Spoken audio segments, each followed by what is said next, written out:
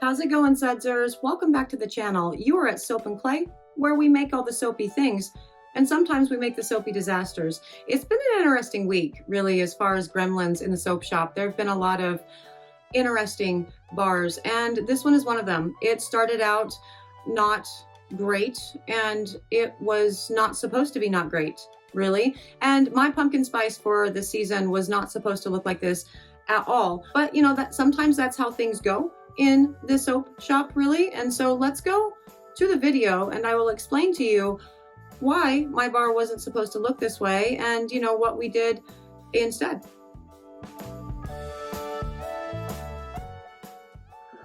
Wait, why are we starting here? Oh, yeah, because I ruined some soaps. So, you know how I am always talking about not CPOP'ing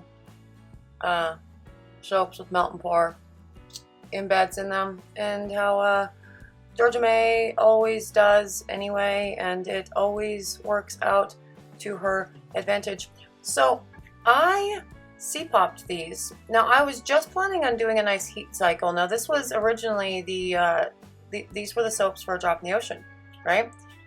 And I had originally planned on just doing a really short heat phase with these and then taking them out of the oven. But as I was making this and when I put it in the oven, I had actually one of my friends in the shop and we were chit-chatting about life and love and politics and all that jazz, and time got away from me.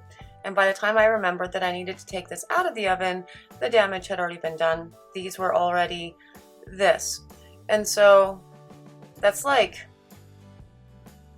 well, with this particular batch, that's like 48 ruined bars of soap, which is not a big deal, you know, whatever. But that's still terrible because that's 48 ruined batches of soap that I had made for, you know, a drop in the ocean, which means I had to remake her order, and I'm sitting on these bars that are horrible looking, really. Like, they're just, that top is, what is that? I mean, the set kind of smells like maple, right? So I mean, it could be like a maple walnut pumpkin thing, but, and so that little top piece could be like a sugared, but yeah, it doesn't, I mean, I'm reaching at that point, really, to call it that. So yeah, I'm sitting on these bars of, you know, broken soap, and it's terrible and super sad. And you know, they're really good soaps. They smell so good. The lather's amazing. Everything is cute except for that stupid, awful, melted cinnamon stick that, you know, I hate my own melt and pour sometimes because it has a really low melt point and it tends to do this. I mean, you saw some of them with the apple that I made for a drop in the ocean. Like, a couple of those were melted, but they weren't so bad, and there were extras in that batch from, you know, her total order, so it all ended up working out. But these, I can't deliver that to the client. That's terrible. So that's a day 186, the ruined, you know, pumpkin spice, pumpkin patch soaps. Yeah.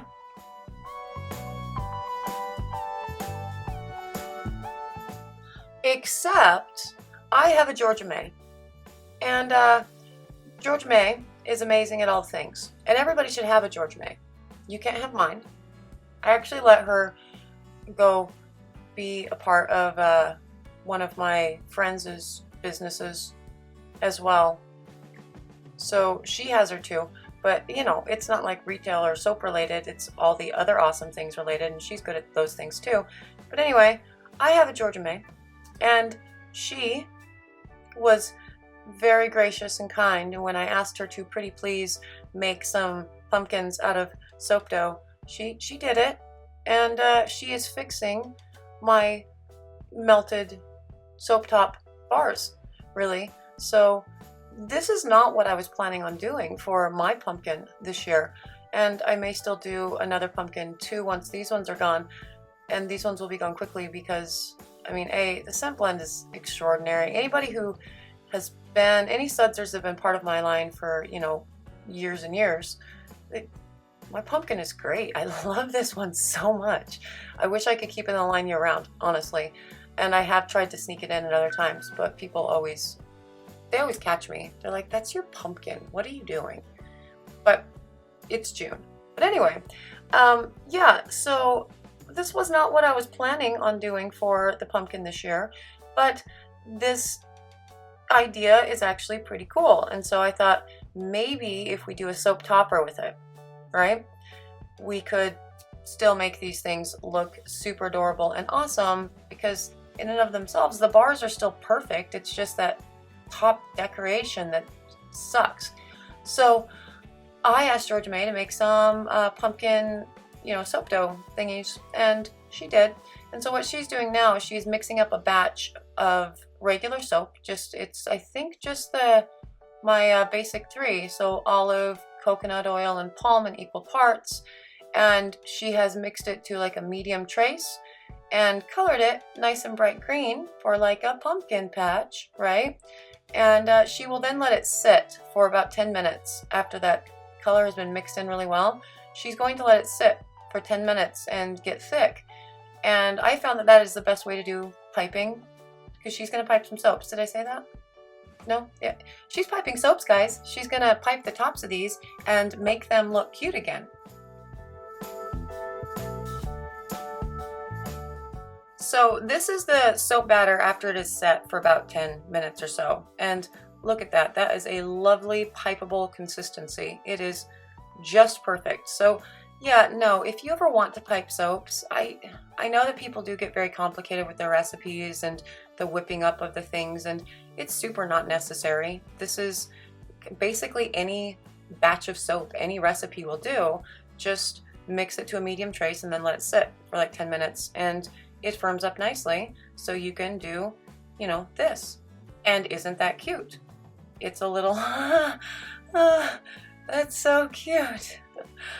Oh my gosh, yes. So GeorgiaMae, saving my soaps. She is amazing. Now, the soap dough that she used for this was actually left over from the elephant soaps. You remember the elephant bath bombs and soaps that we made like a month or so ago?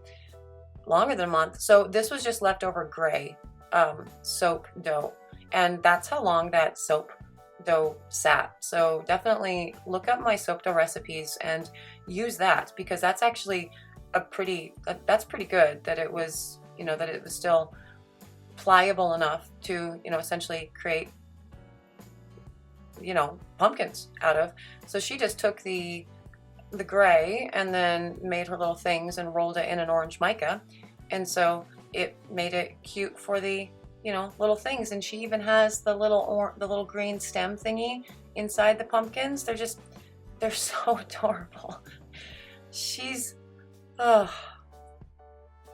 saves all the things. She is so good at all of the things, and you have no idea how many times she has just saved the day with things. There was one time, gosh, God, it was years ago at this point. We were doing a convention, a Harry Potter convention, right? And we were teaching a potions class, and in the potions class, they were making their sorting bombs, and that was potions. And we do that in the classes, you know, at the shop too, but this was for like a big event, and there were a bajillion people in this room, and we were setting everything up, and it was a highly stressful whatever. And my soapprentices looked at me and said, okay, where are the molds? And I had forgotten the frickin' bath bomb molds. And so I'm like, oh God, what do we do? And you know, the soapprentices, you know, GeorgiaMae included, they're like, no, it's cool, we got it, we're gonna go do the thing. I'd also forgotten the cash box, I think, so that was also another, that was a disaster of an event. And the soapprentices saved the day. Like, they were completely cool-headed. She is always cool-headed. Like, when she sees panic in someone's eyes, she sort of kicks into gear, like, okay, let's fix this, let's take care of it. And I love that, because when it's me, when I'm not the one that's panicking, I am also that person. Like, okay, let's see what we can do, let's fix it.